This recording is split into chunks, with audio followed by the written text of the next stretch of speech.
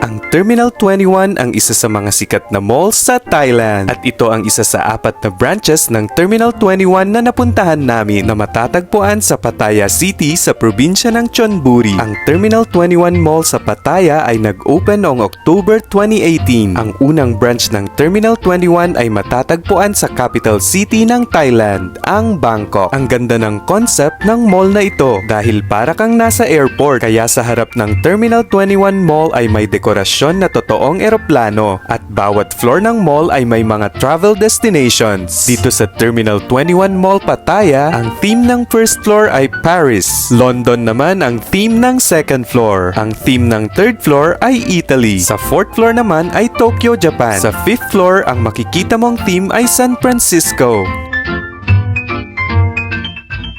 At sa 6th floor, ang theme naman ay Hollywood.